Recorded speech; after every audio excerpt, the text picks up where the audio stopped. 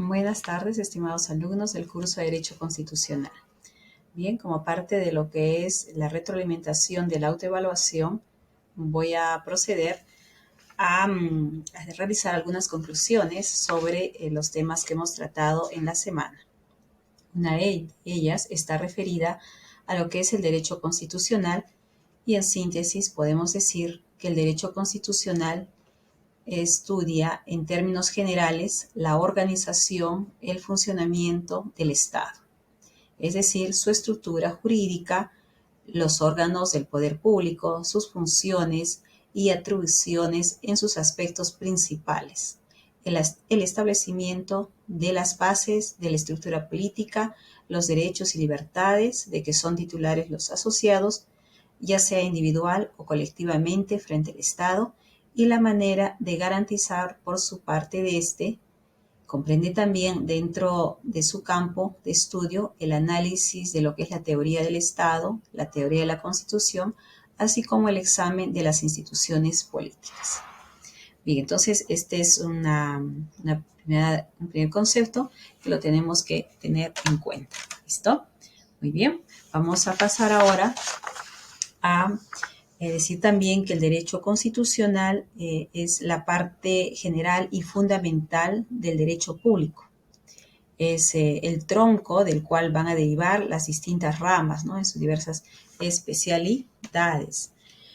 Comprende las normas que regulan la estructura del Estado, determinan sus funciones y definen sus atribuciones y límites, constituyendo la base de todo el sistema de derecho público nacional. Bien, entonces con ello tenemos algunas ideas un poco más claras de lo que es el derecho constitucional.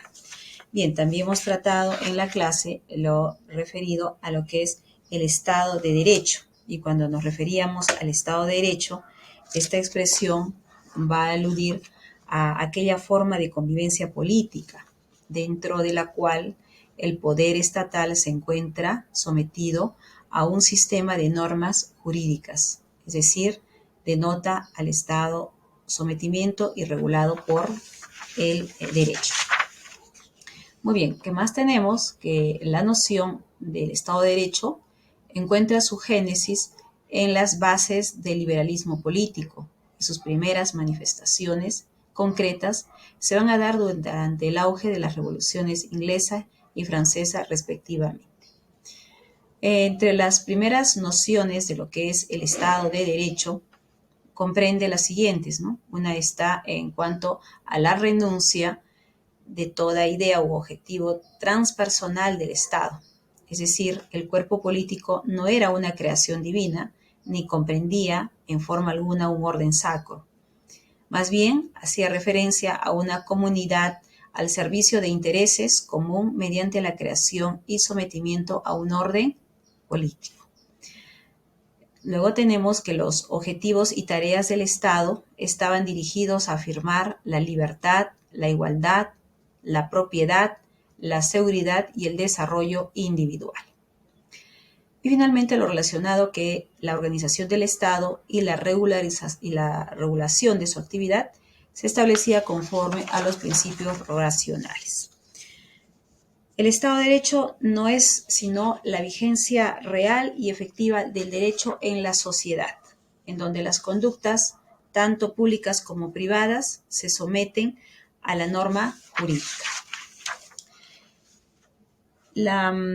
Vamos también a tener en cuenta que cuando hablemos de los principios básicos para la construcción del Estado de Derecho, vamos a considerar primero al principio de legalidad, que va a determinar la sujeción del Estado y los particulares a las leyes dictadas por el Parlamento, el cual encarna la soberanía popular. Luego tenemos el principio de jerarquía normativa, que determina la visión piramidal del ordenamiento jurídico. Tercero, el principio de publicidad de las normas, que determina la garantía del conocimiento general del contenido de las disposiciones legales. Cuarto, principio básico, el principio de irretroactividad de las normas, que determina que la vigencia de las disposiciones legales opera hacia el futuro, salvo el caso en materia penal, siempre que su contenido resulte más favorable para el reo o el procesado. Bien, luego tenemos dos principios más que nos están faltando. El principio de seguridad jurídica, que determina el respeto a los preceptos legales vigentes al momento de la celebración de los contratos o expedición de resoluciones administrativas o judiciales, así también como la realización de cualquier acto de relevancia jurídica. Esta pauta basilar expone que las normas vigentes serán aplicadas en sus consecuencias, es decir, en cuanto a deberes y derechos, sin excepción, cada vez que fácticamente se produzcan los supuestos por ellos previstos. Finalmente, nos vamos a referir al principio de responsabilidad e interdicción de la arbitrariedad de los órganos de poder del Estado, que determina la garantía de las medidas punitivas contra las autoridades gubernamentales transgresoras del orden jurídico y la facultad de recurrir a los órganos de administración de justicia a efecto de corregir los actos de poder que infringen la ley o afectan derechos fundamentales. Muy bien, entonces hasta aquí ya tenemos los principios que tenemos que recordar. Algunas características que también van a ser parte o es parte del curso en esta primera unidad es sobre las características del Estado de Derecho. Y los rasgos más significativos son los siguientes. Una de ellas es la sujeción de los gobernantes y gobernados al imperio del ordenamiento jurídico. ¿Esto qué va a implicar, no? Esto implica la supremacía de la Constitución, las leyes y demás normas jurídicas sobre la mera voluntad de los gobernantes y gobernados. Muy bien, entonces tenemos que los gobernantes deben ajustar su conducta funcional dentro de los cánones establecidos por el ordenamiento jurídico, jerarquía, competencia, atribuciones, deberes, responsabilidades, requisitos y formas de acceso al ejercicio de los funcionarios públicos. Esta es una primera característica que tenemos que tener en cuenta respecto cuando hablamos del Estado de Derecho. Una segunda está referida a la distribución de funciones y asignaciones de responsabilidad entre los titulares de los órganos de poder. Esto va a implicar la existencia plural, diferenciada, equilibrada, repartida y limitada de las funciones, órganos y operadores que conforman la actividad gubernamental.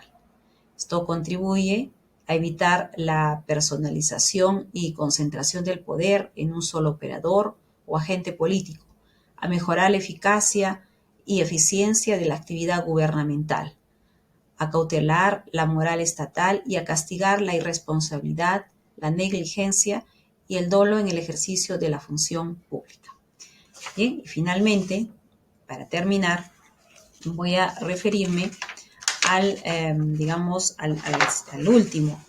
a esta última característica, cuál es la existencia de un conjunto básico de derechos ciudadanos de carácter civil, político, social, económico y cultural, de garantías para el pleno goce o restablecimiento de su disfrute por parte de los gobernados, así como la asignación de deberes, responsabilidades y cargas ciudadanas.